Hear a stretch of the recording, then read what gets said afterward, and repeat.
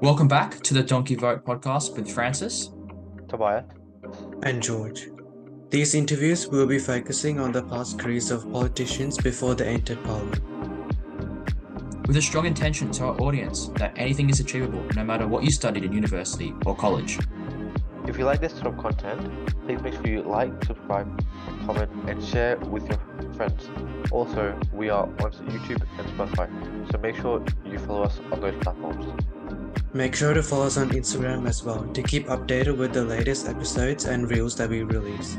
Enjoy the interview. Today we are joined by Gavin Pearce, the member for Braddon. Gavin, thank you for joining us today. Well, it's a pleasure to be with you, Francis. Just for our audience out there who may not know an entire lot about yourself, Gavin, could you give us a little brief description just before we get into the questions? Okay, so I'm down in the northwest West Coast King Island region of Tasmania, of the electorate of Braddon. I was elected to the federal parliament in 2019 under Prime Minister Scott Morrison, and I'm probably, well into my second term now. I was re-elected in the 22 election, and I serve. I'm obviously a Liberal. I am also the Assistant Shadow Minister for Health, for Aged Care and for Indigenous Healthcare Services.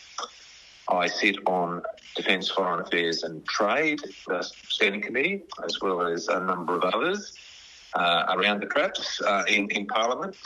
But formerly, before I got into politics, I was also a agribusinessman, and I had a long career in defence prior to that.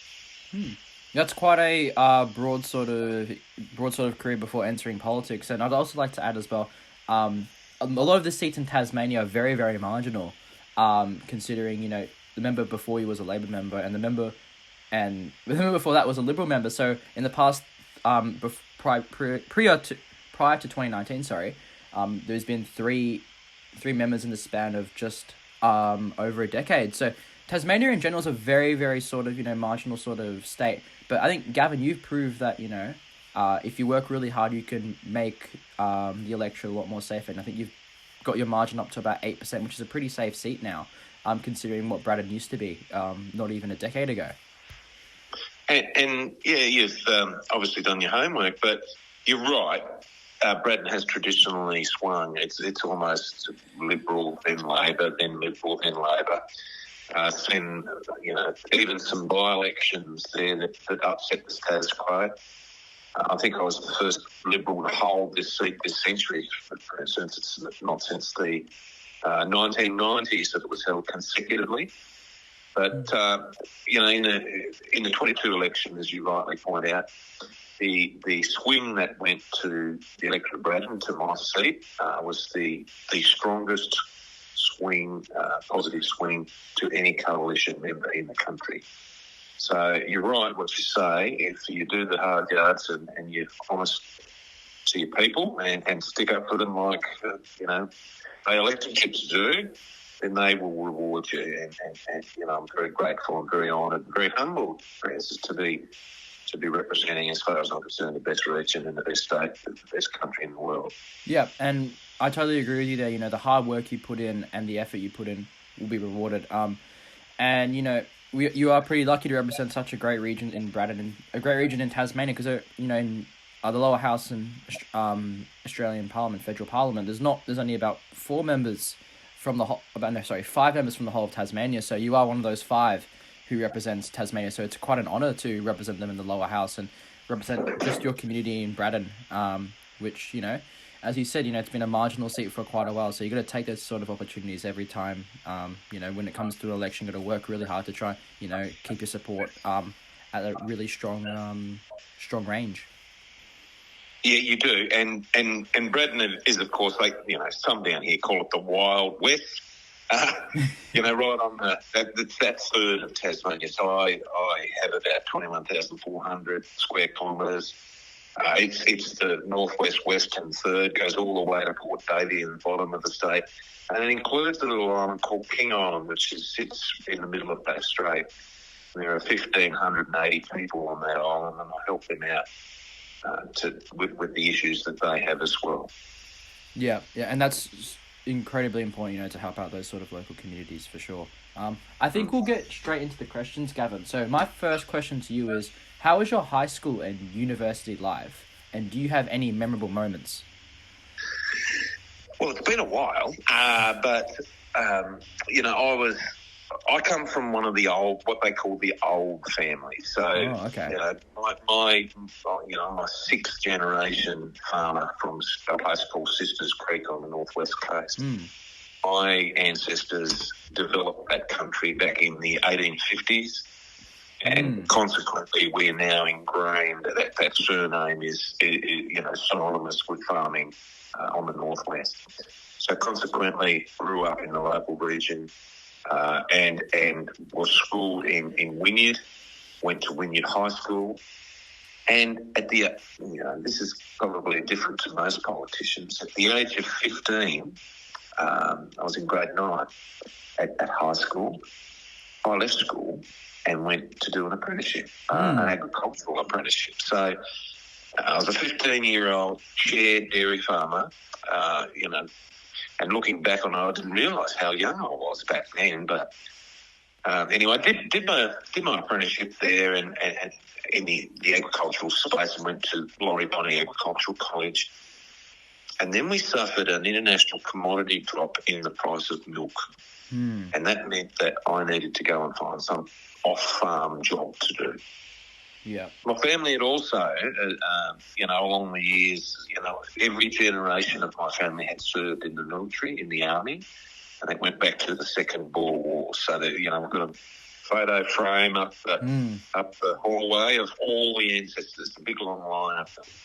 And of course, that was one of my ambitions. So I joined the army at the age of 18. That's quite young, very young to join the army. Yes.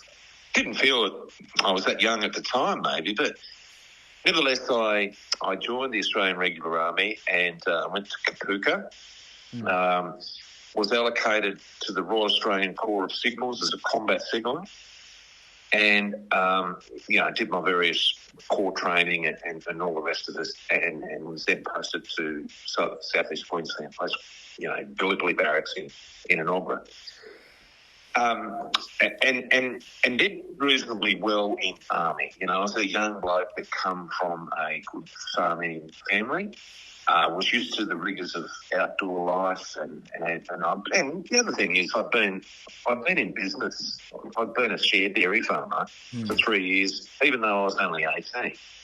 So that stood me in good stead, and I feel that probably my maturity had developed even at the age of 18 to grasp the opportunity that I had in front of me with defence. They subsequently, I was promoted to Lance Corporal and to Corporal fairly quickly.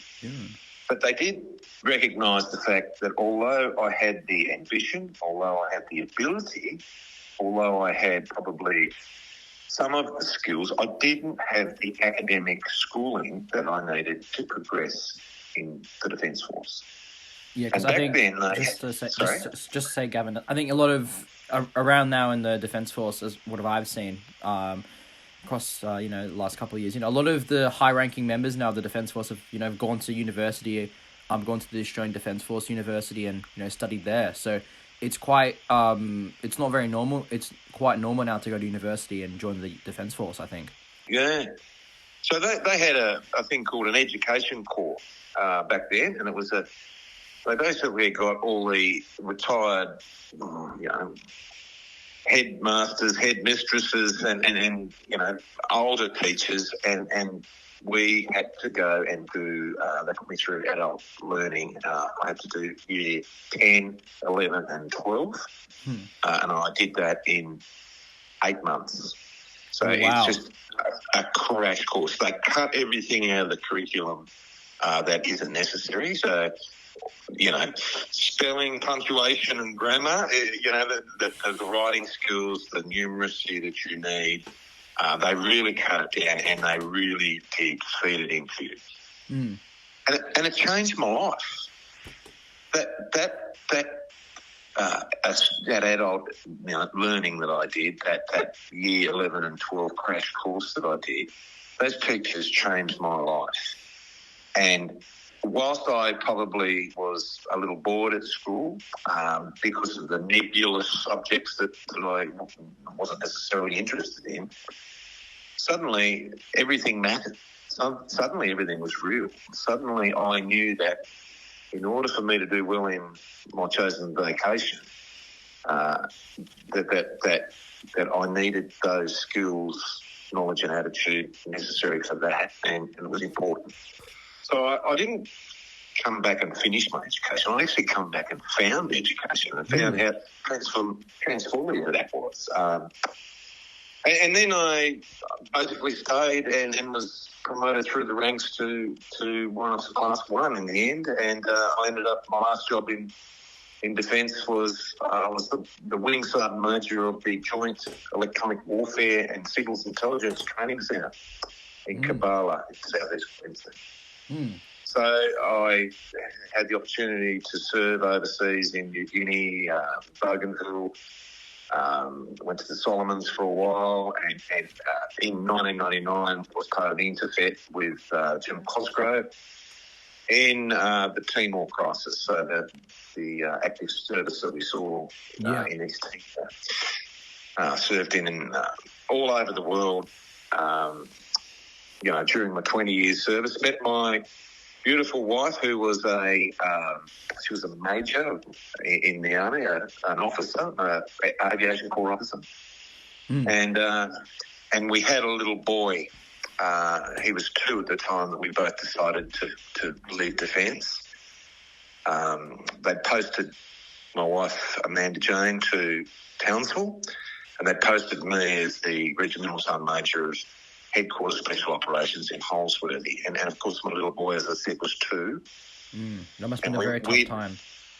Yeah, so we pulled the pin and we came back to Tasmania, back home again, and bought a farm and bought a business, and then moved on with the next phase of my life. Yeah. And that was running an Angus breeding business, agribusiness. Agricultural contracting. I also had prefabricated concrete business, culvert pipes and culvert heads and bridges and water troughs and septic tanks, that sort of thing, and trucks and earth-moving machinery and all sorts of things that we were into, in order to pay the farm off. Yeah. And I think George was going to ask something around that question around, your Angus beef breeding and your agricultural business. George, would you like to ask Gavin that question? Hi, I'm Sam. Prior to our parliament, you were a farmer founding your own company, specifically focusing around contracting, Angus beef breeding and finishing. How was the experience owning a small business, and why do you think so many farmers end up entering farming? Well, excellent question, and I'm glad you're interested in the farming, because it's been in my blood for generations, and it's my passion. Sometimes I think it's the only bit of sanity I get sometimes. Outside from Parliament. Come from Parliament, I can sit on a water trough and the cattle come around, and it eases my soul, I can tell you. But we started out fairly small with what we were doing, and obviously I didn't have the money to go in and buy the top-notch cattle. We started actually with crossbred cattle, dairy beef cross, and worked my way up, and we ended up with all Black Angus. We were breeding for the Greenhams market, so that's an 18-month finished product. We went to a more traditionally bred wedgie, we could really finish that to trade weight by a year and a half, by 18 months. And as well as that, I ran tractors around harvesting hay and silage and groundwork and that sort of thing, and had the agricultural concrete prefab business to supplement the ag side of things. The thing that, and we're going very well. Suddenly suddenly about 4 or 5 years after we'd gone back to Tasmania, my wife in her early 30s she was diagnosed one Tuesday morning with a form of cancer. Ooh. And I lost her that same week. So I was left with a little boy that was 7. I was a single parent. I owed a lot of money on the farms.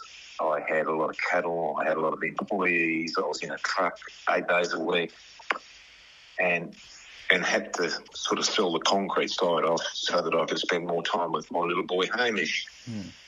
And for a long time there was just he and I.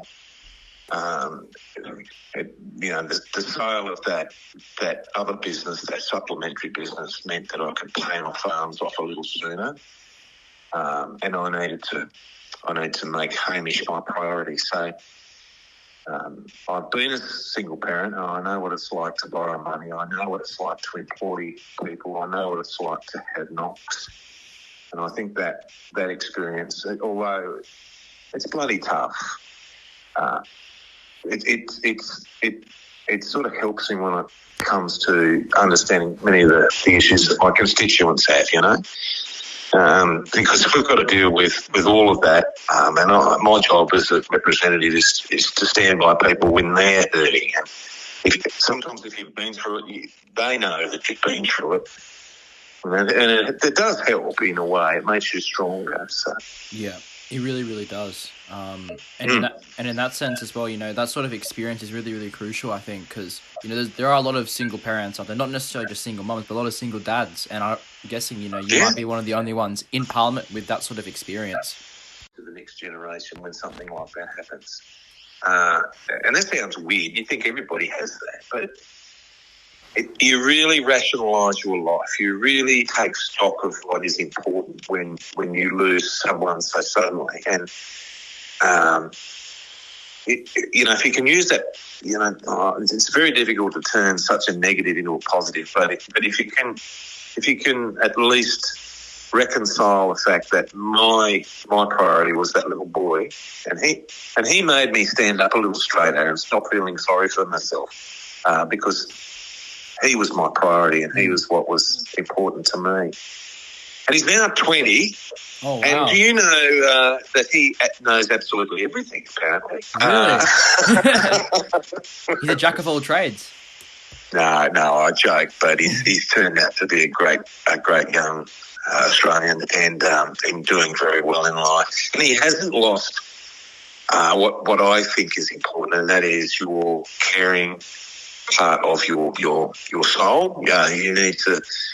I think it'd do us all well as I wear my heart on my sleeve down here in Tasmania, and people respect that. And I just tell them how it is. So I think that's important. That's an important lesson to show that human side of people. People that you represent, they want you to be representative. Exactly.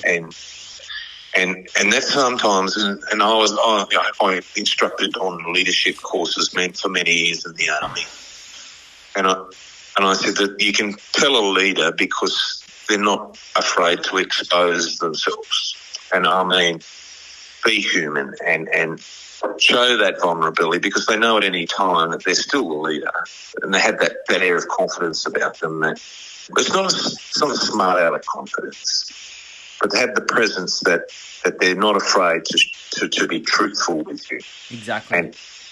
And my life has taught me that, and that's how I am with my electorate.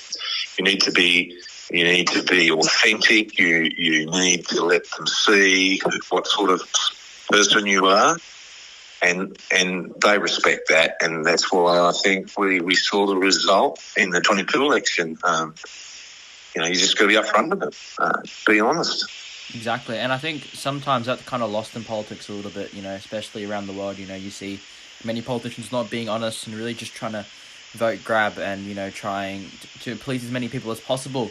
And sometimes that's not always the best course of scenario and the best way to go forward in terms of politics. I think in general, a lot of people can see through that and, being honest and actually listening to people's concerns, I think, in my personal opinion, is more important than trying to please as many people as possible.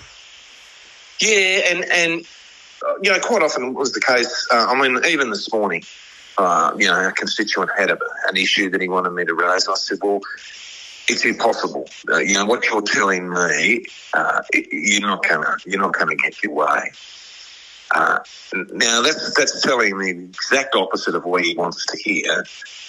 But he was grateful that I did, because he would have wasted all this energy on trying to achieve something that wasn't achievable anyway. So, people respect that, man. You can't please all the people all the time, but you can be honest with all the people all the time. Exactly. I think you did touch a little bit about your concreting business, but I believe Tobias also would like you to talk a little bit more about it. Tobias, would you like to raise the question? Yes. You were the owner of your own concrete business. Are you able to talk about? Are you able to talk to us about your experiences as an owner of the concrete business in Tasmania? Yep. Yeah, no worries, Tobias. And being a business owner taught me an extraordinary amount when it comes to running a business, when it comes to dealing with people, when it comes to dealing with employees, when it comes to making, a bottom line and making all these parts work. We started out, it was in fact one of my uncles that I bought the business off when I exited the army. Oh, okay. He made water troughs and grey water tanks and that sort of thing for predominantly the agricultural sector. And I bought that off him, and we built that business up because obviously this is very much an agricultural. It's the dairy centre of Tasmania here, where I am, and I had that business for a number of years, and then we bought another business that made, culvert pipes that go to the ground, stormwater pipes. Those copper pipes that go through the ground, yep, for plumbing and that sort of thing. Big concrete pipes, basically like fumes do. And I was always into engineering. I engineered a lot of the machinery in the plant and built a lot of my own moulds and did all my own maintenance and building and, did their internal work. And, I used to do all the deliveries in the semi-trailer type heavy truck, and we had cranes to unload all the equipment and what have you. I employed probably a dozen people at a time through that business, and I got to deal with farmers on farms and learn a lot from them while I was delivering the product, etc. So it taught me a lot, and it taught me reward for effort. So the harder you work, and as long as you're smart about it, as long as your customer base and you look after, the end that feeds you and those are your customers, that you can run a good business and it rewards you in the fact that it allows you to do other things. And that helped me to get into buying a farm nowadays, it's not almost impossible for a young person to raise that amount of capital. That's very, very true.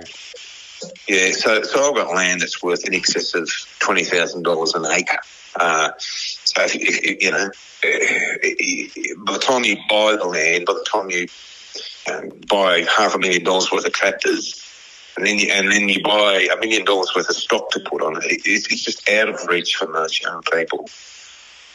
Sometimes you've got to think maybe 2 or 3 steps ahead, and that is have a small business so that it gleans some income and you've got enough capital then or enough borrowing capacity so that you can then get to where you need to be. And that, in my case, was having farms. We've got 3 farms. And I wouldn't have been able to do it without small business. And I wouldn't have been able to do it. I wouldn't have been able to run that small business without employees. And that teaches you another valuable lesson in life, and that is your employees are your business. And if you don't look after your employees, you won't have a business. and it's a waste of time anyway. Exactly. If you don't have customers that buy your product and you don't do the right thing by them long term, particularly in Tasmania, the northwest coast, where it's a small rural sort of area, you do the wrong thing by one person, and that news will get out like wildfire, and you won't have a business. So all these valuable lessons that I learned stood me in good stead, and it was backed in by the similar lessons that I was taught in my 20-year military career, and my job as a leader, as a warrant officer in leading units into battle and active service and operations all over the world. One complemented the other, you see. So those skills that I learned, those leadership skills, communication skills, there's big, if you're going to lead, one of your units into an operational area, then you need to have your leadership squared away. Exactly. They won't follow you. Yeah. Or else all else people that you're leading are going to fail. Exactly. And, I enjoy people, and I enjoy helping people maximise their potential. And that sounds a beautiful thing to say, but when it comes to the military, when it comes to business, then it's a much more real thing. And sometimes it's you've got to be cruel to be kind. You've got to be. I'm not saying you need to be hard on people, but you need to be. There's a saying we have in the army, and that is you need to be firm, fair, and friendly. The 3 Fs. And it worked in the military. It worked in business, and guess what? It works in politics as well. Yeah, so that's a very strong sort of life lesson, that you said, the 3 Fs there. And, that kind of does relate a little bit to our last question as well, because I think, in general, a lot of people, specifically focusing on the friendly side of that argument there, a lot of people won't talk to you if you're not friendly, especially in politics, Those sort of really, really, boisterous sort of politicians out there aren't normally the ones who succeed the most. It's normally the ones who really, really work hard for their communities. They're the ones, that get re-elected and have a long time serving their communities well. Yeah, exactly. Yeah, exactly. Also, Gavin, just going back a little bit to your career in the defence services, do you want to touch on a little bit of any specific memories you have from your time in the army? And also, would you recommend defence services and being part of the defence force for young people such as us, such as me, Tobias, and George? And it's an excellent question. I'm glad you're interested in the defence, because it's been a big part of my life. I said, when I've been asked the question, do I miss the army? And my answer to that is not really. I do, however, miss the people that I served with in the army. And I was lucky to serve in the Corps of Signals. It's one of our technical corps. So smart. We were dealing with some smart kids, some smart people, some driven people. So just extraordinary young people that I work with and work for me. And that's what I miss. And I often say that I miss the look that they give you. And people ask why. What do you mean, the look? And there's a certain look that a soldier gives you as a leader. And it's a look of absolute trust. And it's a look that they're counting on you. And when you have that on a continual basis, it touches you very deeply. You feel that responsible for those people, those diggers that I had serving with me. And I miss that. I miss that degree of. It's not blind obedience. It's just you've earned their trust, and you can see that in their soul. You can see it written in their eyes, and that's what I tried to instill. I was hard on them. If they did the wrong thing, it was looked out. But at the same time, I was the one that stood in front of them when people were trying to hurt them, and they knew that. So the Defence Force is, as far as I'm concerned, an excellent an excellent place to start when it comes to developing your leadership profile. Exactly. Yeah. And I think, People say, even former prime ministers will say they'll comment on the way that I approach certain things in Parliament. And they're all army lessons, they're all defence lessons, they're all things that I was taught as a young digger and as a leader in the army. And they become part of you. And a lot of this isn't written down. It's not tangible. It doesn't come out in the brochure. But when you stand in front of hundreds of your constituents in a hall that don't necessarily agree with what you're trying to tell them, then those skills come to the fore. very, very true. And I'm that proud of those diggers that I serve with. And often I run into them. In fact, one of them wrote a book a while back, and I was at her book launch, and she talked to me about her view of what I was like when I led her. And I actually cried. I was that proud of her, not only for her service, but the fact that she'd grown into the leader that I recognised at that point in time. And she'd written her book, and she'd touched so many other young people's lives. I guess you can glean from my comments that I'm incredibly proud of the people I serve with. And those people's skills, you won't get any better training ground than the Defence Force.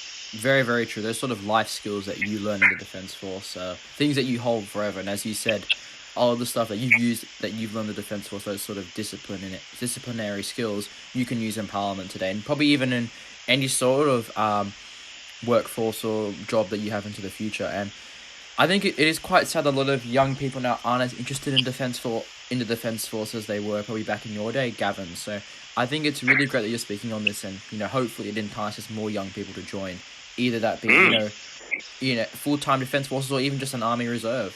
It's still an important integral part of the Defence Force as a whole, even still being an Army Reserve. It does, and it's service. So, pardon me. I feel that was service for me. I approach politics not as a thing or a mechanism or a means by which I can benefit my own self, but to me, I look at it as service. So I'm serving my community. Those people that I represent, I would do absolutely anything for them. They know that. They know that when they send me to Canberra, that I'm going to stick up for them, irrespective of the personal cost. They know that I'm their representative up there, and I'll give it to them how it comes. I won't sugarcoat it, and that earns you respect over the long term. And it's that service, Gene. We're currently in the week of the volunteers, so I encourage all young people out there, if you can give back to your communities. If we ever lose the sense of community, particularly from our regions, we've lost everything. So to all those volunteers out there, it doesn't matter what capacity you volunteer in, but even making this show, like you guys putting this together and trying to help others out there that might benefit from it, that to me is a form of service. So I reckon, well done, all of you, for doing this. Thank you very much, Gavin. Yeah, well done. Yeah, I think, as you said, there's so many different types of service out there, and, whether that be doing a podcast like us or, volunteering at a local nursing home or doing something along those lines, it's all different types of service, and it's all should be very much, recognised and talked about in the community. So we do really appreciate your comments, though, Gavin, about the podcast. This is really what we're trying to do, really talk about those sort of stories and those sort of experiences that different politicians have had. And, Gavin, you've got such a really interesting story and a really interesting experience that, I'm sure many of our listeners will really appreciate you coming on the podcast and speaking about this. It was an absolute pleasure. Yeah, hopefully. Yeah, thank you very much for that. Tobias, I believe you have the next question. Or is it George? Sorry, no, it's George. Yeah. Hi, yep. My question is, who would you say is a political role model or idol? Role model. Well, I had probably several. There was a lady called Dame Enid Lyons, and she was our first ever female member of cabinet. She was married to Joseph Lyons, who was our only ever Prime Minister that come from the great state of Tasmania. And she was born in a place called Smithton, which is right on the rugged west coast of Tasmania. Her father was a sawmiller. And she had 11 children and was elected, you can imagine back then, females weren't a big part of any leadership, let alone the federal parliament. Very true. But I listened to some of her speeches, the old recordings of them, and the thing that shines through for me is she was very well respected because she was so grounded, because she stayed true to those that elected her. And although she only did 2 or 3 terms as the member for what is now called Braddon, her legacy lives on. And to do that in an environment where she was almost, breaking through that feeling, as a woman, as a mother, as a person from the far rugged west coast of Tassie, then she sits fairly well in my heart as a role model. She never lost that. She never lost, the fact that she was there for her people. She didn't get taken away by the highlights and the glitz of Canberra. She was married to, she was the first lady, basically, of the country. She married the Prime Minister. But she talked about, sweeping her kitchen with a broom and used that analogy. This is how grounded this woman was, and she was beautiful. She was the essence of what I think embodies the people of the Northwest Coast, and that is, that being grounded, remaining grounded, and remaining true to yourself and your people. So Dame Enid Lyons, of all people, is probably my biggest mentor, yes. Yeah, that's very, very interesting that, we've never had Dame Enid Lyons on the podcast as, an idol. And, many people do forget as well, she was the first woman to ever be part of the cabinet, as you said. And, she's a very much, important figure in, Australian politics. As you said, Joseph Lyons, her husband, first Prime Minister from Tasmania. Hopefully not the last. No. But, that's sort, her sort of drive and willingness to, to succeed and to really go against gender norms in that period of time was really incredible because, as you said, she was elected in the 1940s and 50s of Australia, and that sort of time, a lot of women still, didn't have many, still work from home, were housewives, that sort of thing. So to put one step in front of the other and, to go in to Canberra and to go into Parliament to represent your community, at that point in time must have been a very brave and strong decision from her. So, she's a real trailblazer, I guess, and that sort of women in Parliament, And as we see now with Parliament being filled with more women than ever, I guess Dame Enid Lyons was, the first real woman to ever really serve in cabinet, and it really is the trailblazer of women in politics, especially in Australia and probably all across the world. Yes, indeed. So, I'm very proud of her. Yeah. I think we'll now move on to our next question for you, Gavin, and I believe that's with you, Tobias. Liberal Party, and what made you join the Liberal Party? Well, I never really, to be honest with you, I never really had aspirations of being a politician.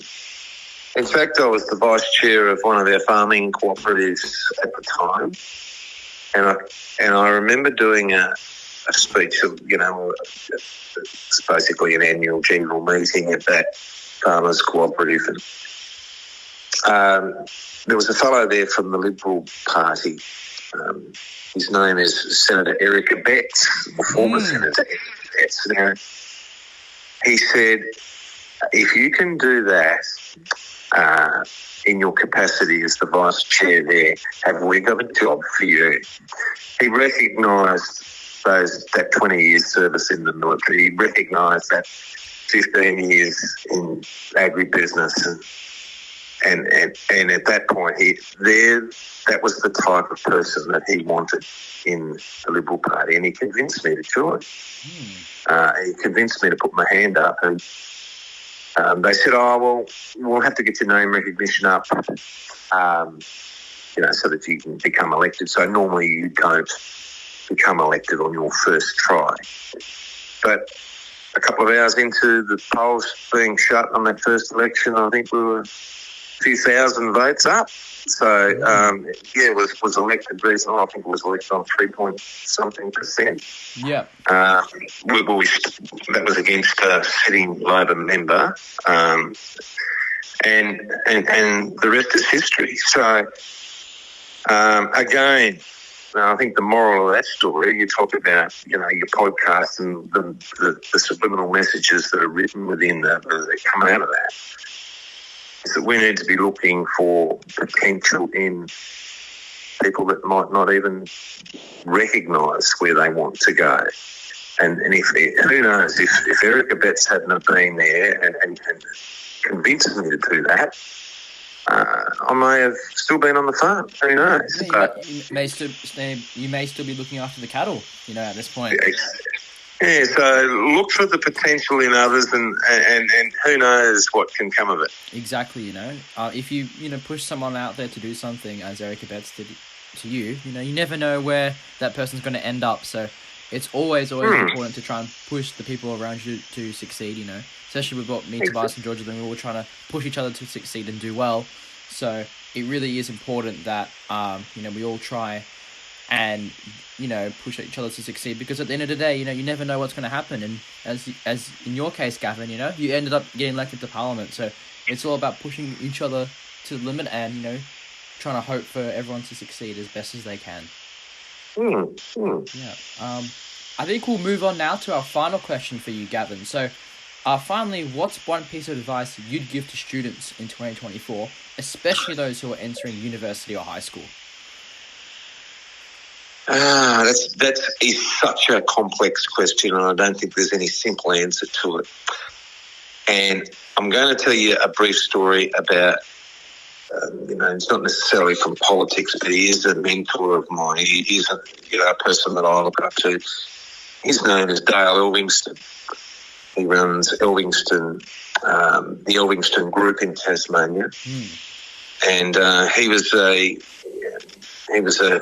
young 16-year-old that left school and did a diesel fitters apprenticeship at the local Caterpillar dealership. 10 years after he's finished his apprenticeship, he was the owner of that dealership. Oh, wow. 10 years after that, he owned every dealership in Tasmania. And some years after that, he was Tasmania's first billionaire. Oh, wow. And he started with that. And he started with nothing. He started with basically no education much. He did all that through hard work and being smart, being street smart. And the piece of advice that I hold very near and dear to my heart that he gives me, he's actually written about this. He's got a saying that goes along the lines of, you just gotta wanna. And it doesn't matter where you come from, it doesn't matter what you've got, it doesn't matter what education or anything else that life has dished you up. If you want to do something, then you'll do it. And you just got to want to the whole way through and not give up. Exactly. And Dale Elvingston, to me, he's not just saying that, he's proven that time and time again. And, I was telling you before about how important the people that work with you and work for your business are. And that's his mantra as well, he puts people first and he encourages them they've just got to want it. So I guess the piece of advice that I'd give anybody, any young person, is you just got to want it, and you can achieve anything you like. Exactly. I 100% agree with you, and I'm sure George and Tobias agree with you there as well, Gavin, because, you just got to want to achieve what you want to achieve. And, sometimes the people around you necessarily won't help it as much as they should. So at the end of the day, it's about you putting yourself out there and trying to, do something as your example that Dale proved.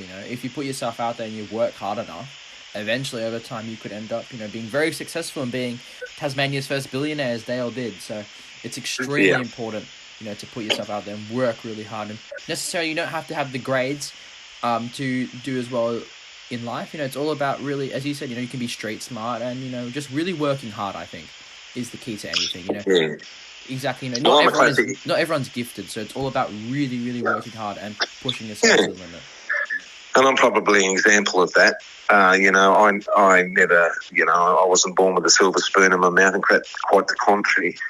Left school at 15, and now I represent, the electorate of Braddon in the federal parliament, and had that, that assistant shadow minister's role as well. You can achieve anything, you just got to want it. Exactly. 100% agree with you there. So, Gavin, those are all our questions for you for the interview. We do really appreciate you coming on the podcast and speaking to us. I do realise you said that we've gone a little bit over time with the interview, but I think it's totally fine. We've got some really good content here. We really do appreciate you coming on again, and we hope to speak to you soon. Maybe if we come up to Canberra one day to do some interviews, myself, George and Tobias, we could meet you there and, we could, have a little laugh about what we talked about on the podcast. You're very welcome. I enjoyed it. No, thank you so much. I think you're doing a great job. Yeah, thank you very much, Gavin.